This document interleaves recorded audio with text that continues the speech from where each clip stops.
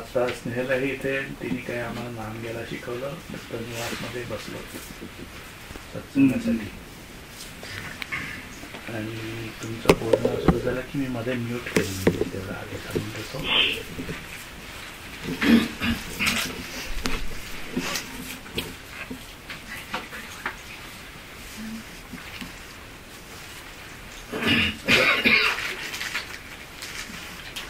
Hello. हां hello. हां नाही म्हटलं मध्ये पण गेलं नाही.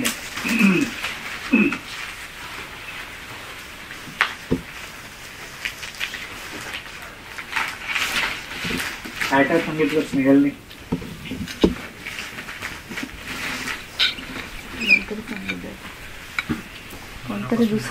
कोणीतरी दुसऱ्यांनी सांगितलं. मनापासून नाम कसं घ्यायचं सांगितलं. ऐकायला आलं का विजय बोलला ते? मनापासून. हां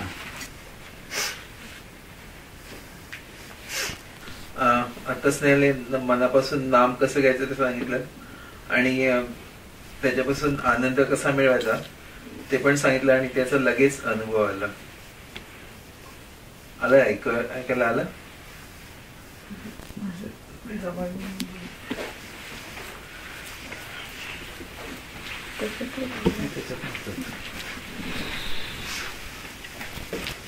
हा नमस्कार. आता स्नेहलने मनापासून नाम कसं घ्यायचं ते सांगितलं. ते विजयने आधी सांगितलं होतं आणि त्याच्यापासून आनंद कसा मिळवायचा तो सांगितला आणि त्याचा अनुभव लगेच इतक्या ताबडतोब आला की कसा किती छान आनंद मिळतो त्याच्यापासून. तसं नाम घेतलं की माळेवर एवढं सांगायचं होतं. नमस्कार.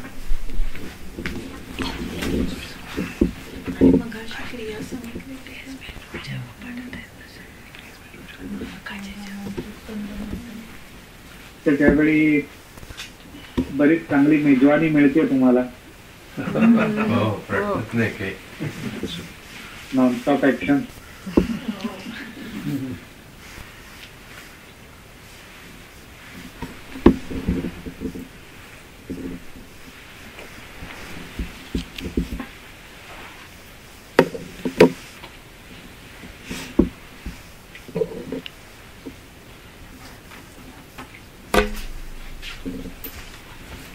मग स्नेहलने यावेळी महत्वाची भूमिका पार पाडली आहे आणि तुमच्या सगळ्यांचा सपोर्ट अर्थात तिला मिळतोच आहे आठवडाभर.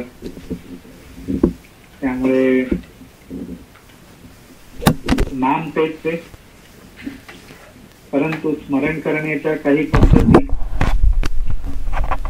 आणि व्यक्तिगत आवड निवड किंवा व्यक्तिगत गुणधर्म याला धरून नामस्मरण जास्तीत जास्त म्हणजे क्वांटिटीनी नाही. नामस्मरणाचं समाधान स्मरण कसं करावं, कारण ती पण एक कला आहे शेवटी.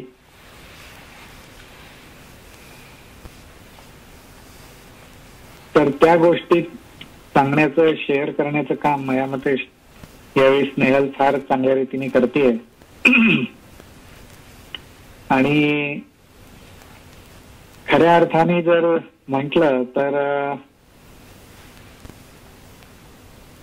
महत्वाचा रोल ती प्ले करते असं म्हणायला हरकत नाही.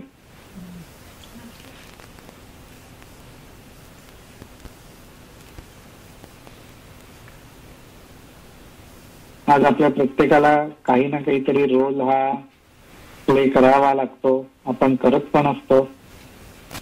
परंतु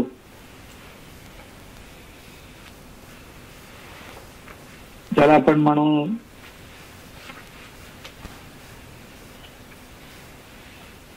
वेगवेगळी नाती असतात,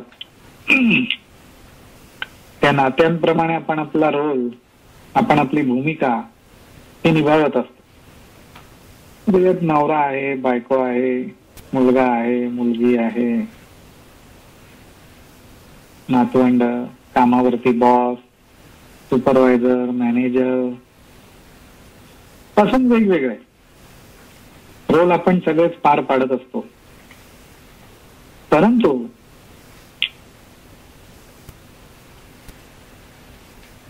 ज्यावेळी बहुत सुकृताची जोडी आणि म्हणून ज्याला आपण म्हणू की सद्गुरूंनी दिलेला रोल, सद्गुरूंशी जे असलेलं नातं आणि त्या नात्यातून प्राप्त झालेला, प्रगट झालेला रोल करायला मिळणं, हे तर त्याहून भाग्याचं. जन्माला आपण सगळेच येतो, वेगवेगळ्या नातेसंबंधात असतो, वेगवेगळे रोल ते सहजपणे प्राप्त होतातच. पण ज्याप्रमाणे गुरुगीतेमध्ये म्हटलंय त्याप्रमाणे गुरुपुत्र म्हणा, गुरुपुत्री म्हणा, अशा पद्धतीने तो रोल करायला मिळणं आणि तो करणं ही एक महत्वाची गोष्ट असते. आणि मला असं वाटतंय की या नाम सप्ताहाच्या निमित्ताने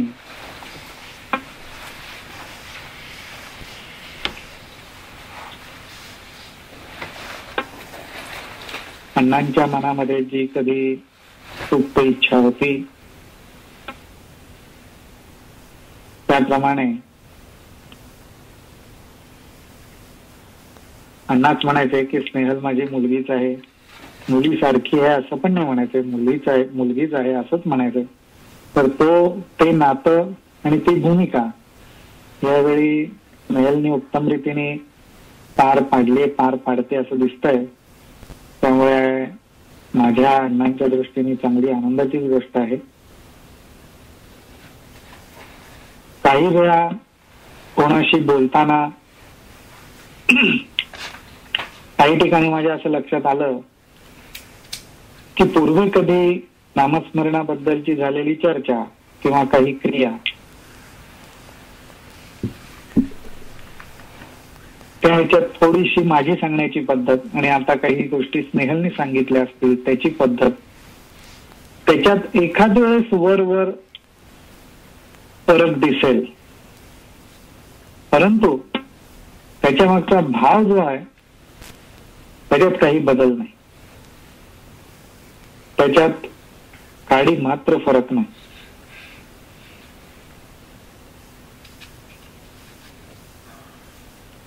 आजच्या क्रिया, ज्या साधना, ज्या पद्धती, याची जी काही आपण एक देवाणघेवाण करतो, विचार विनिमय करतो,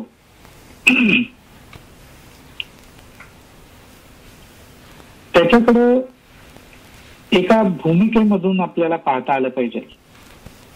आज साधा विचार करा, आपण इंडियन ग्रोसरीच्या शॉपमध्ये जातो, बऱ्याच प्रमाणात वेगवेगळ्या प्रकारच्या गोष्टी खरेदी करून आपण घरी येतो, किंवा कोल्स वुलीज मध्ये जातो, तिथून खरेदी करून घरी येतो. आणि त्या घरी आणलेल्या गोष्टी एक दोन दिवसातच आपण संपवून टाकतो का?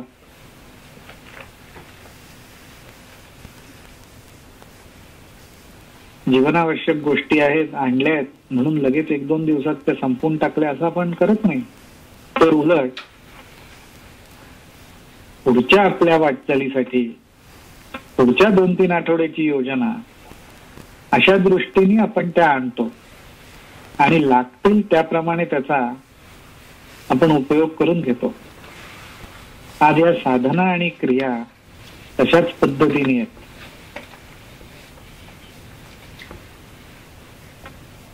एखाद्या वेअर हाऊस मध्ये आल्यावर ज्याप्रमाणे भरपूर प्रमाणात ते मिळतं आणि आपण घेऊन घरी जातो, तशाच पद्धतीने ह्या क्रिया, साधना, विचार वेगवेगळे आपण भरपूर प्रमाणात शिकतो, घेतो. पण लागेल त्याप्रमाणे, आठवण होईल त्याप्रमाणे वेळोवेळी त्याचा उपयोग करून पाहिला पाहिजे, त्याचा उपयोग करून घेतला पाहिजे. एकाच एका क्रियेवर अडकलंय असं पण होता कामा नये. साधना किंवा क्रिया करतच नाही असं पण होता कामा नये. तर तो अभ्यास, ती वाटचाल जास्तीत जास्त प्रमाणात अखंड चालू राहावी म्हणून केवळ ह्या वेगवेगळ्या क्रिया पद्धती, वेगवेगळा क्रियायोग, ध्यानयोग, नामयोग याची योजना केलेली असते. अनेक क्रिया आहेत, अनेक साधना आहेत, अनेक पद्धती आहेत म्हणून तेवढं सगळं आपल्याला उरापोटी करायचंय असा त्याचा बिलकुल अर्थ नाही.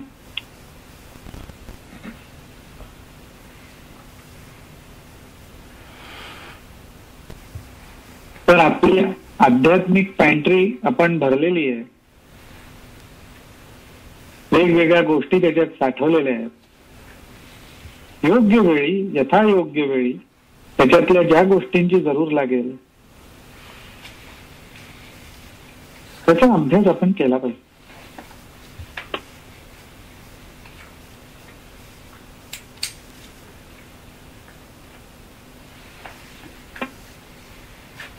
काही वेळा आपल्याला अशी पण मनामध्ये शंका येते की नामच सगळं आहे, नामामध्येच सगळं दडलेलं आहे, नामच पूर्ण सत्य आहे, नामच परब्रह्म आहे. मग या साधना, या क्रिया कशासाठी,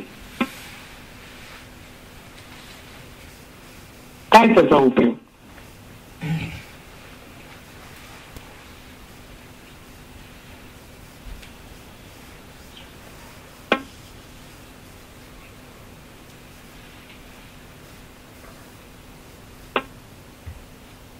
साधा विचार आहे,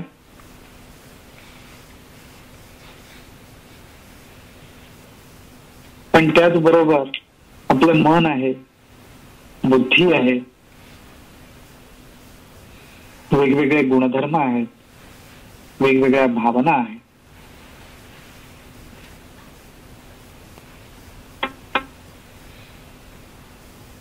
त्यांना काहीतरी शिस्त लागावी, त्यांच्यावर काहीतरी अंकुश राहावा म्हणून ही योजना करावी लागते. सगळ्या प्रकारे, सगळ्या क्रियांमध्ये, साधनांमध्ये शेवटी घेतो आपण नामच, परंतु त्याच्यात मनोरंजन, मनाची एकाग्रता, बुद्धीची तीव्रता, भावनांचा वेग याचा सुद्धा विचार करावा लागतो.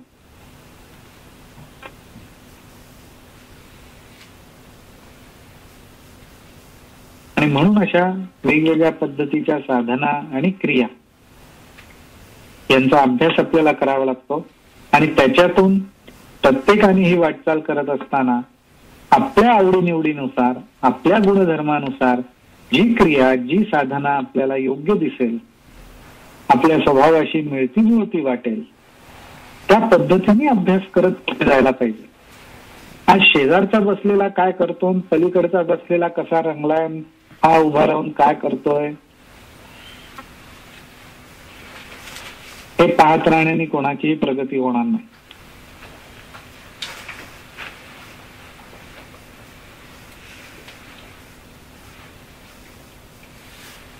आपल्या स्वभावाला, आपल्या गुणधर्माला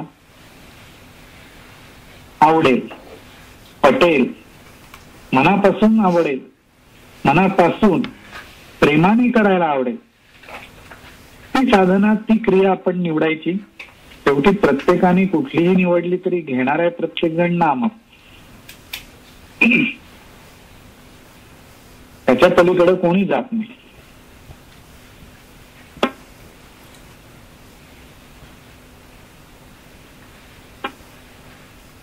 आज आपली घरं आहेत,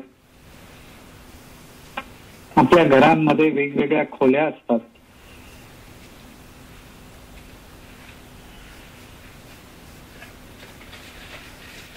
आज कल्पना करा,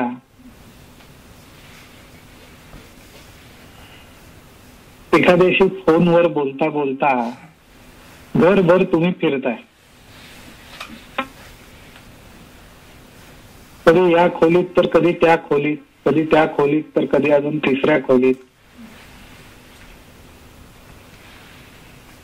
आणि फोनवरच्या माणसाने तुम्हाला जर विचारलं दरवेळी की तू कुठे आहेस, कुठून बोलतोय, बाहेर आहेस का, उत्तर काय असणार आहे दरवेळी आपलं? अरे मी घरीच आहे.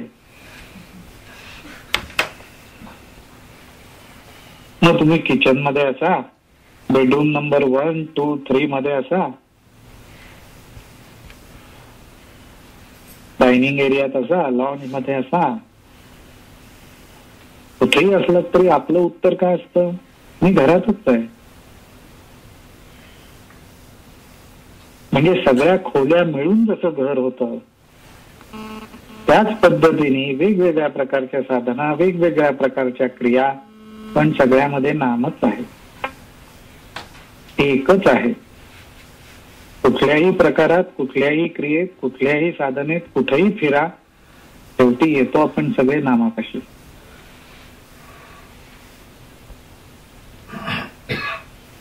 आणि मग नामापाशीच का? तर त्याचं एकच कारण, एकच उत्तर, कारण नाम हेच पूर्ण ब्रह्म आहे, नाम हेच संपूर्ण आहे, नाम हेच बीज रूपाने पण आहे, नाम हेच वृक्ष रूपाने पण आहे. वृक्षातून परत प्रगट होणारी जी बीज आहेत ती पण नामचीच आहे.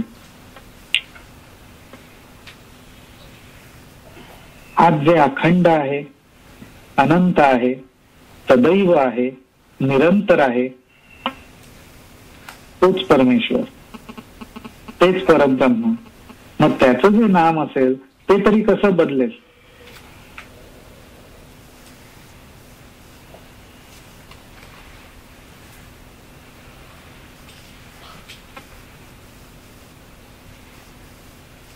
नामामध्ये काहीच बदल घडत नाही.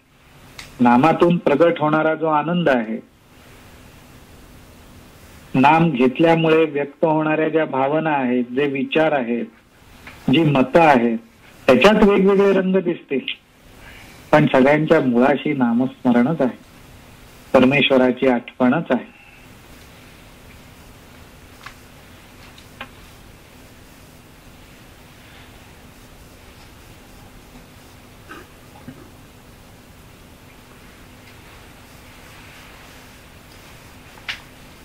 तर अशा दृष्टीने आपण नामाकडे पण बघितलं पाहिजे.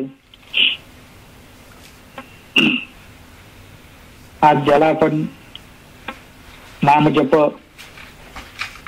किंवा नाम जपाची आपण एक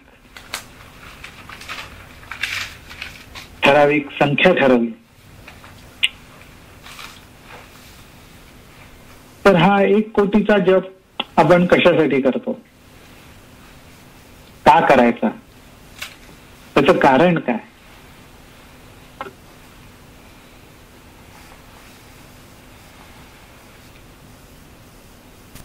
आज अत्यंत कौतुकाची आणि अभिमानाची गोष्ट अशी आहे की आज खरोखरच मनामध्ये हा संकल्प आला आणि आपल्या सगळ्यांचा त्याला पाठिंबा, उत्साह, सगळं काही मिळालं, त्याला व्यवस्थित गती लागली. त्यामुळे आज हा आपला नाम सप्ताह पण झाला, ज्याच्यामध्ये तुम्ही सगळे सामील होत आहे.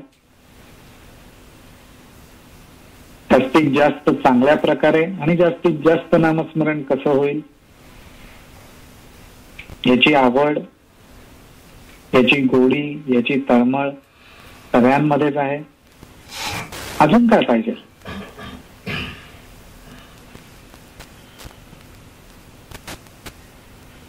आज नाम अनंत आहे, परमेश्वर अनंत आहे, पण आपण मनुष्य प्राणी आहोत.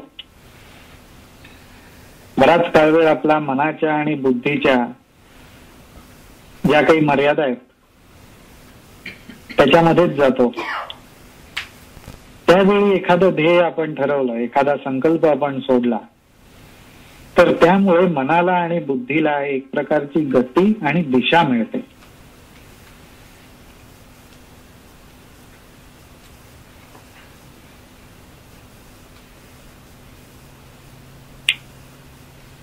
आज 1 कोटीच्या नामस्मरणाने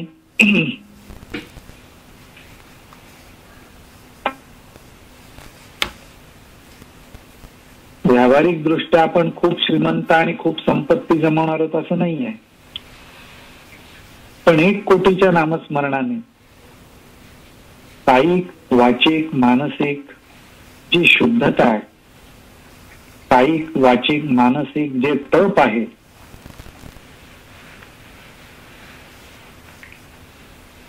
नामस्मरण करायचंय, नामस्मरण करायचंय हा मनामध्ये अखंड घोळत जाणारा विचार आहे.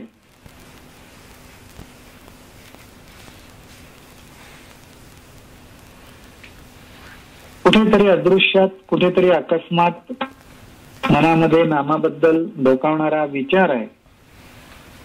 हे सगळं या संकल्पामुळेच तर घडतं.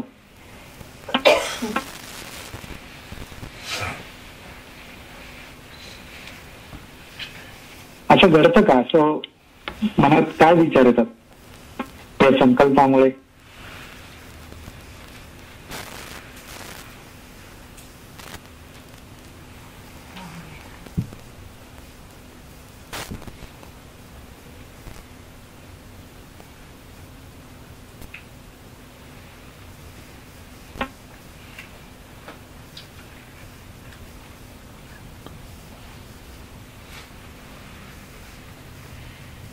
नामाबद्दलचा नाम सतत मनात तरी घोळत राहतं. मनात राहतो की नाही विचार? राहतो. म्हणजे केवढी मोठी जमेची बाजू आहे.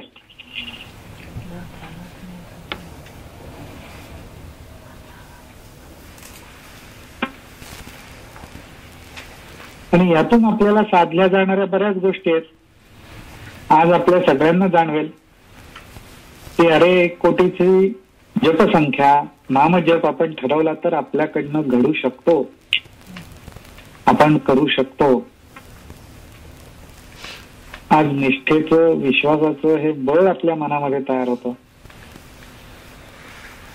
कळत न कळत नामावरची श्रद्धा, भक्ती, तप हे आपलं वाढतं. कळत न कळत शरीराला, वाचेला वळण लागतं.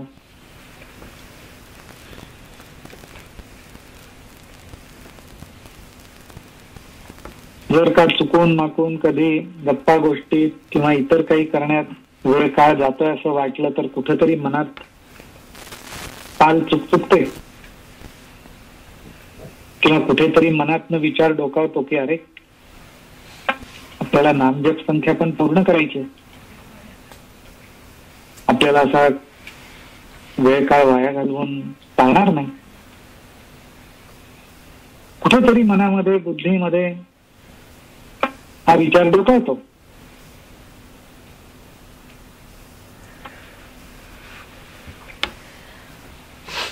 ज्याप्रमाणे इतर वेळी व्यावहारिक दृष्ट्या विचारांची जी आपल्या मनात देवाणघेवाण, कॅल्क्युलेशन चालू असतात, आज नावाबद्दलची चालतात.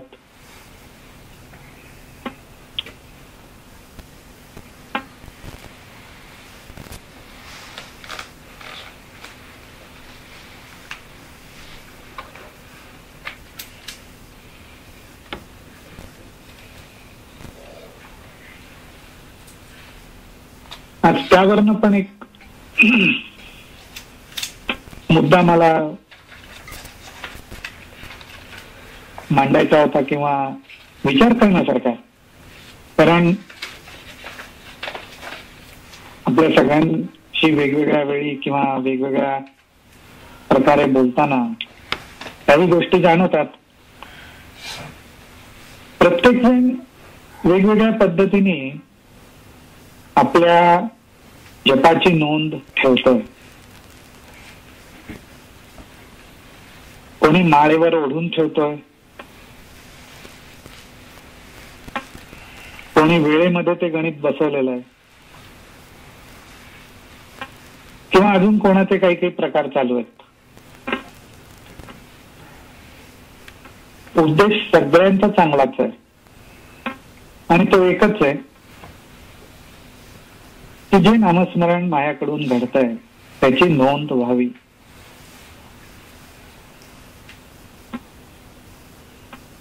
पण ह्या सगळ्यामध्ये जेव्हा प्रत्येकाचे वेगवेगळे विचार पद्धती वगैरे मी पाहिल्या,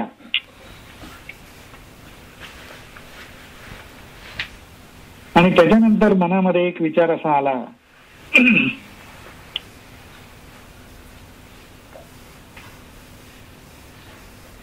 की ह्याच्यामध्ये काटेकोरपणाचा अभाव आहे.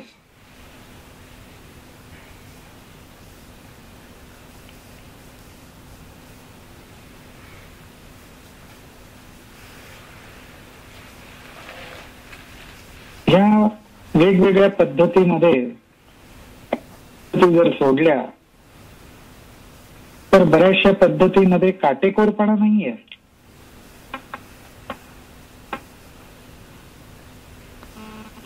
तो कुठल्या अर्थाने म्हणतो मी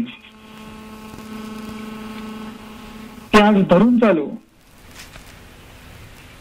आज माझ्या लक्षात जर असं आलं की साधारण 15 मिनिटांमध्ये माझ्या 2 माळा होतात, म्हणजे अर्धा तास जर मी नामस्मरणाला बसलो तर माझ्या 4 माळा झाल्या. त्याच्यात काटेकोरपणा नाहीये.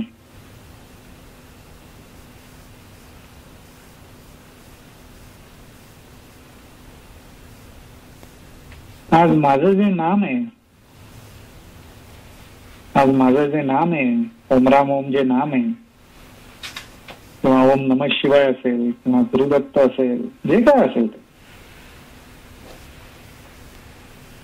ते आज एवढं क्षुल्लक आहे का की त्याच्या बाबतीत मी काटेकोरपणाने वागू नये?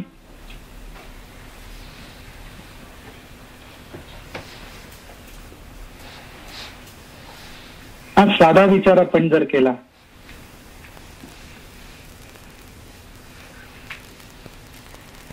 की उद्या एखाद्याकडून मला $50 येणं आहे,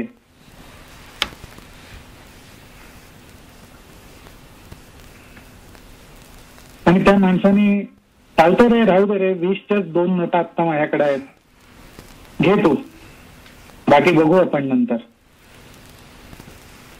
म्हणून $40 माझ्या हातावर टेकवले.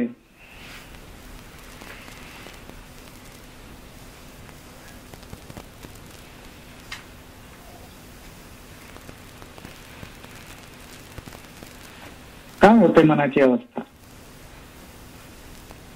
मन काही $10 सोडून देत नाही.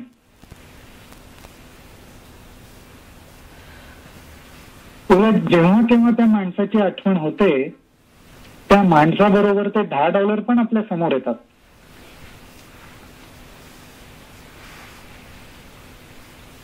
$10ची नोट पाहिली तर त्या माणसाची आठवण होते. तो माणूस दिसला की अरे याच्याकडनं अजून $10 यायचे ते आठवतं.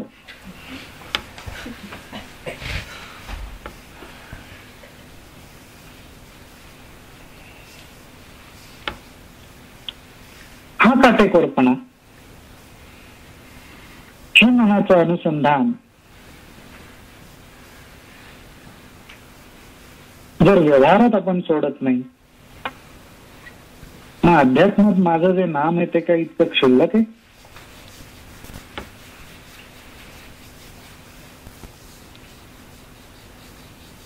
की मी ते माझ्या मनाच्या कॅल्क्युलेटरवर बसवावं?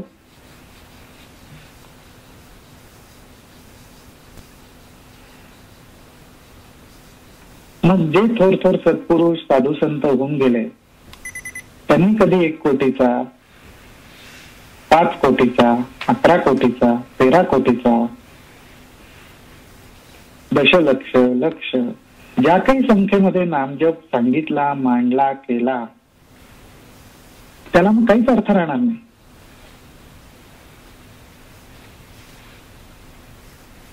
मग ते पण म्हणलं करायला घ्या, 6 महिन्यात जेवढा होतो ना, मग तो लाखभर झाला समजायचा.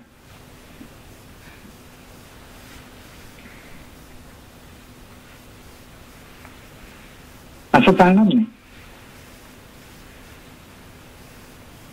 जर व्यवहारात आपण दक्ष असू, व्यवहारात आपल्या मनाची भूमिका अगदी काटेकोरपणे असेल, कमी जास्त झालेलं आपण सोडत नसू, मनातनं ते जात नसेल, मग नामाच्या बाबतीतच का?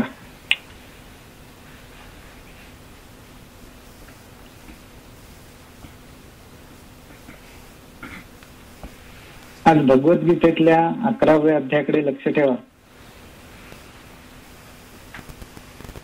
अनेक विश्वरूप दर्शन अर्जुनाला श्रीकृष्णांनी दाखवलं.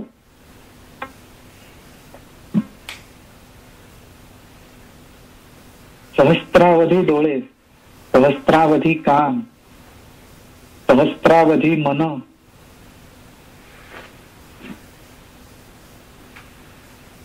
डोळ्यांचा डोळा, कानांचे कान, श्वासाचा श्वास, मनाचं मन, हृदयाचं हृदय, असा जो परमेश्वर आहे तो किती काटेकोर असेल.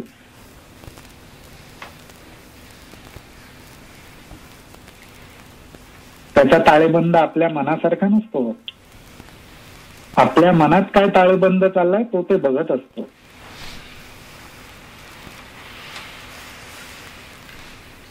त्यामुळे जसा व्यवहारात तसा अध्यात्मात सुद्धा हिशोब हा चोखच पाहिजे.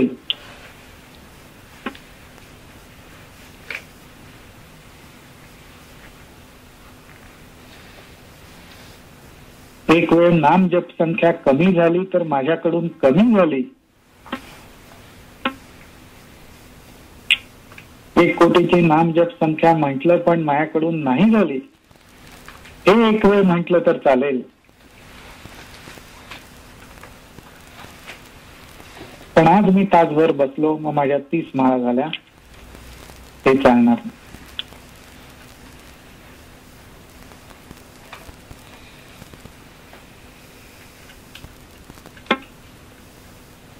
आपण आपल्या हृदयस्थ सद्गुरूला, आपण आपल्या मनाला विचारून पाहायला पाहिजे की खरोखरच माझ्या 30 माळा झाल्या असतील का तासाभरात.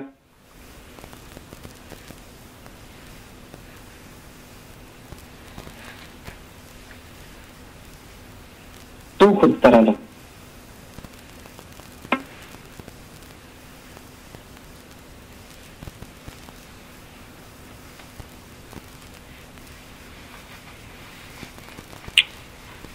तुकाराम महाराजांचा पण अभंग आपण लक्षात ठेवला पाहिजे. तुकाराम महाराज सुद्धा विठ्ठलाला म्हणतात, माझा हिशोब लवकर करी, मी न सोडी माझे धन, नित्य करीतो कीर्तन.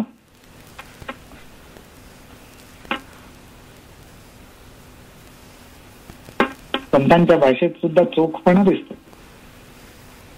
खोडसाळपणा नाही, वरच्यावर नाही.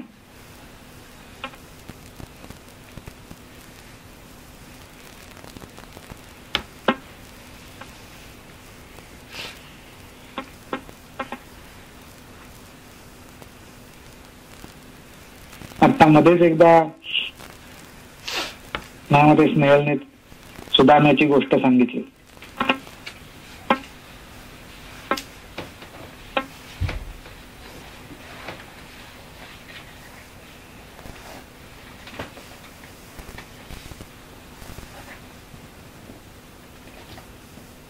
सुधारण्याकडून एकदाच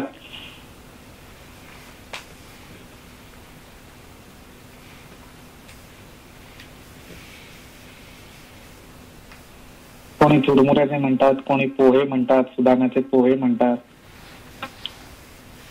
जो काही कथेतला भाग असेल तो.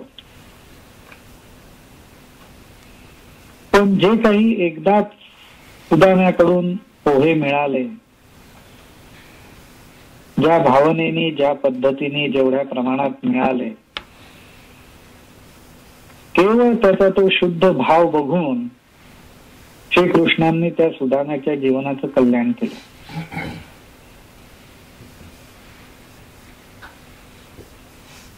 तो भाव आपल्या मनातला आपण जपला पाहिजे.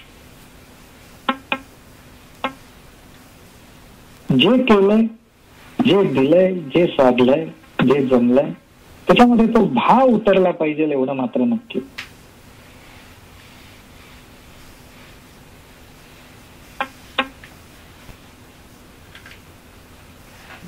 मग ते कमी जास्त का होईना तो घेईल गोड मानून.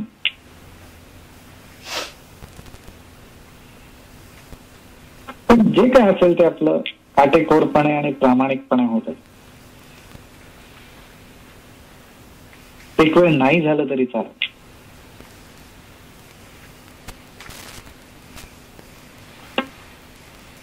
पण जेव्हा होईल जसं होईल व्यवस्थित होत आहे.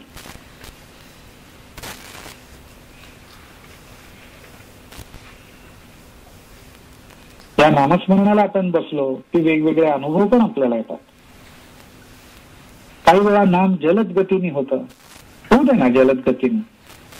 काही वेळा स्लो होतं, होऊ दे स्लो.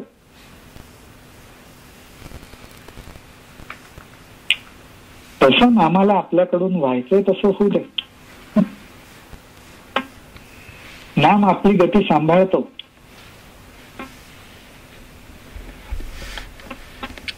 कधी जोरात चालतं, कधी वेगात चालतं, कधी सावकाश चालतं, कधी दुडू दुडू चालतं, कधी पळतं. होतं आपलं पण नामस्मरण कधी भरभर होतं, हे होतं. आज ह्याच्यातूनच भाव वाढत जातो. आज ह्याचा अर्थ असा नाहीये याच्यात परत मनाचा बुद्धीचा गोंधळ होता कामा नाही.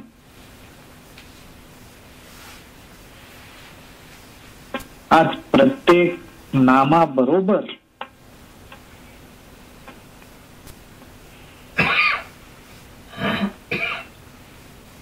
तो शुद्ध भाव राखणं, तो शुद्ध भाव मनामध्ये प्रगट होणं, प्रगट झालेला तसा जपून ठेवणं, हे प्रत्येक नामाबरोबर होणं शक्य नाही.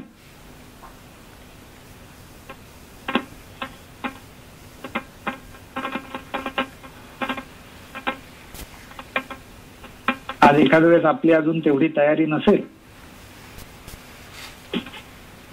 मे बी 108 म्हण्यांपैकी 8च म्हणी भावपूर्ण होतील, हरकत नाही.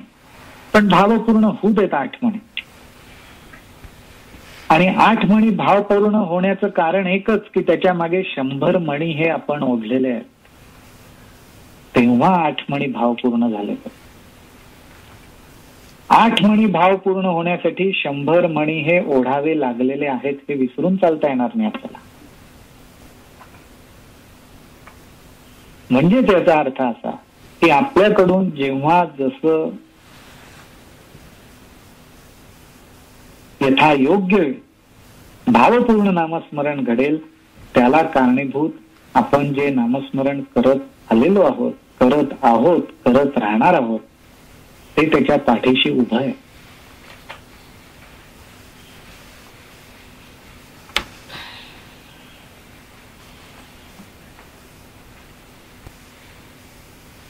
आज झाडं नुसतीच वाढतात आणि त्याला फक्त फळच लागतात असं होतं का?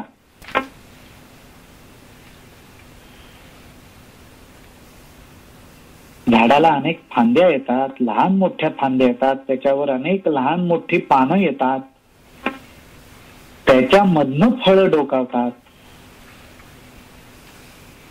कशाला आली ती पानं?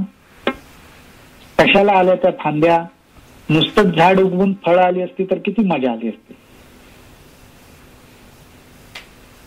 तसं नाहीये. त्या फांद्यांचा आधार आहे, त्या पानांची सावली आहे, त्यामुळे ती फळं सुरक्षित आहेत, त्यामुळे ती सावकाश रीतीने पिकतात. त्याप्रमाणे आपण जे नामस्मरण करत जाऊ, जे नामस्मरण घेत जाऊ, ते पिकायला काहीतरी काळ वेळ लागेलच ना.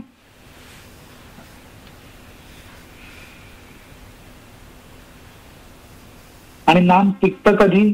नाम घेण्यानेच पिकतं.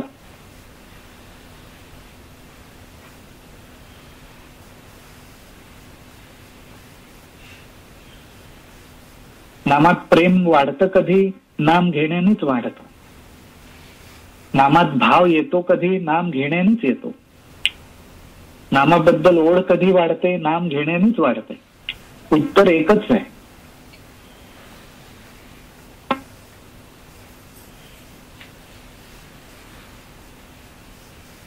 ते वाढण्यासाठी प्रयोग, त्या वाढण्यासाठी युक्त्या, ह्या वेगवेगळ्या असतील, पण करावं लागतं ते एकच, नामच घ्यावं लागतं.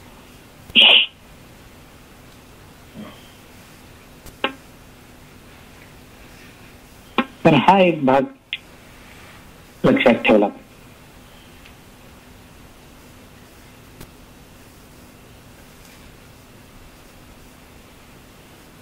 अजून एक गोष्ट अशी की काही वेळा काही जण बोलता बोलता म्हणतात ते कोणाला कधी नामस्मरण करताना माझं स्मरण होतं, कोणाला अण्णांचं होतं, कोणाला स्वामींचं होत असेल, साईबाबांचं होत असेल.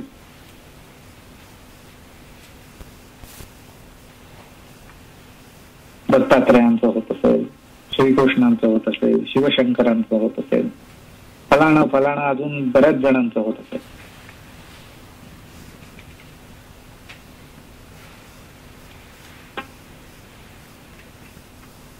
मग नक्की मी कोणाचं घ्यायचं?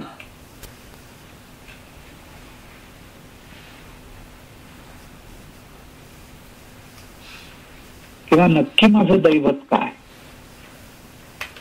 किंवा या एवढ्या वेगवेगळ्या दोघा तिघा सत्पुरुषांचं दर्शन होतं ते बरोबर आहे का नाही?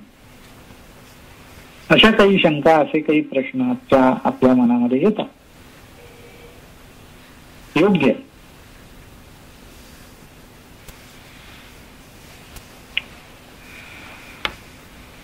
एक साधं सोपं गणित आहे, एक साधा सोपा अनुभव आहे आपला. आज आपल्या कुटुंबामध्ये मामा असतो, मामी असते, मावशी असते, काका असतो, काकी असते, आत्या असतात. वेगवेगळं नातेमंडळी, वेगवेगळा सगळा घोसावळा असतो. एखाद्या कार्यामध्ये आपण गेलो की ते सगळं भेटतात. न कंटाळता सगळ्यांशी आपण अगदी हसत खेळत, हातवारे करत गप्पा गोष्टी करतो. नंतर आपापल्याच घरी येतो. या सगळ्यांशी भेटलं तरी शेवटी आपली आई ही आपली आईच राहते, आपलं घर हे आपलं घरच राहतं. कितीही सुंदर कार्य, कितीही सुंदर समारंभ, किती सुंदर इव्हेंट, कितीही सुंदर प्रवास, काही काही काही होऊन येऊ दे, एकदा आपल्या घरात पाऊल टाकलं की त्यावेळेचा भाव बघा काय असतो आपला. सगळी यात्रा जत्रा गोत्रा सगळं संपून आलो आपण आणि आपल्या घरात पाऊल टाकलं की काय भाव असतो मनातला.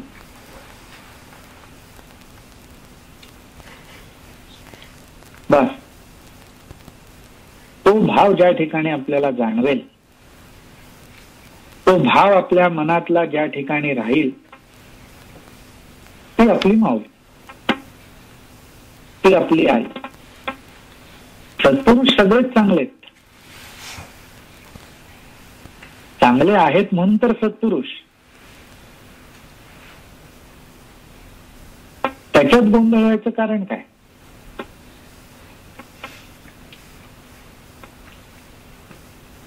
साईबाबांच्या ठिकाणी स्वामी उगवले, स्वामींच्या ठिकाणी महाराज उगवले, महाराजांच्या ठिकाणी अजून कोणी उगवलं, चिंतेत पडायचं कारण काय? कमी जास्त वाटण्याचं कारण काय? सगळे एकच सांगत आले, भेदाभेद भ्रम अमंगळ, सगळे एकच आहेत. बगीच्यात अनेक वेगवेगळ्या प्रकारची फुलं फळं उगवतात, बगीच्यात अनेक वेगवेगळ्या प्रकारचे पशुपक्षी येऊन बसतात. हाच पक्षी आत्ता का येऊन बसला, उद्या तोच का आला, असं काय आपण म्हणायला जात नाही.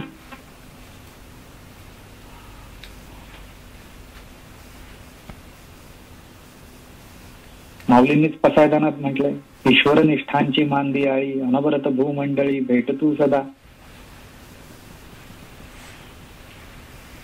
अरे हे सगळे परमेश्वरी अवतार आहेत.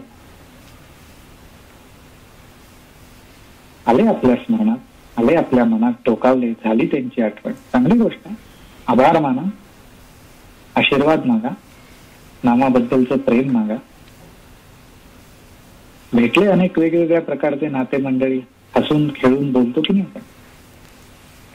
तसंच बोलायचं यांच्याशी, तसाच मनामधला भाव ठेवायचा, तिथंच शोध घ्यायचा. पण खरी माझी आई कोण आहे, कुठे मला समाधान वाटेल, कुठे मला समाधान वाटतं, हा शोध आपणच घ्यायचा.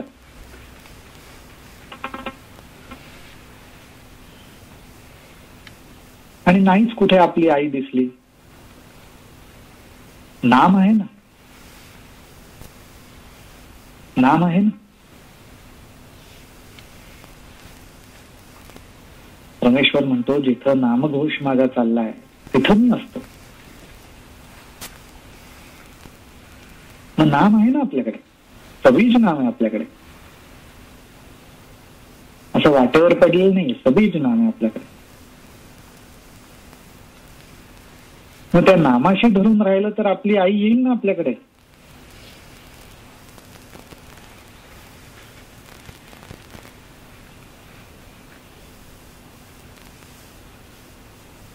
शंका नको मनात.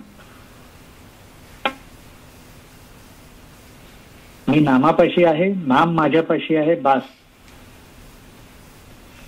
जे कोण माझे कल्याणकारी असतील त्यांना यावंच लागेल,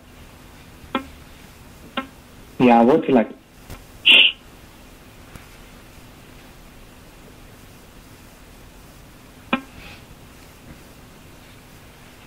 आज जेवढं आपण नाम घेतो तेवढं परमेश्वरावरचं देणं वाढतं. आणि मग त्या देणेकऱ्याला ते चुक्त करण्यासाठी धावत यावं लागतं. अशी नामामध्ये जादू आहे. मग तो एक भाग लक्षात ठेवा.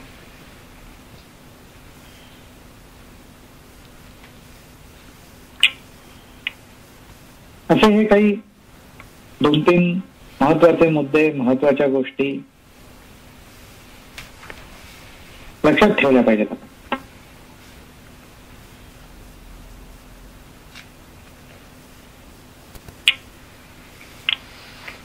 बाकी फारच उत्तम सगळं चाललंय, फारच उत्तम चाललंय. काही काही गोष्टी मला स्नेहलशी 1-2 वेळा बोलण्यात पत्र सांगायला त्यावेळी तिच्याकडनं समजल्या.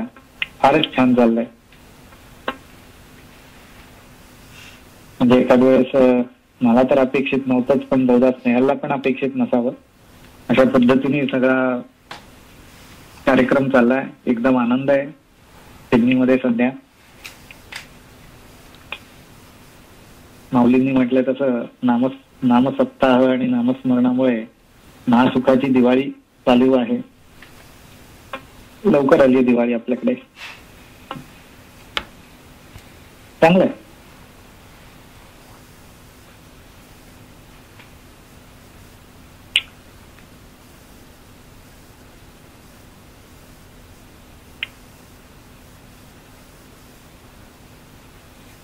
बाकी काय म्हणताय तुम्ही?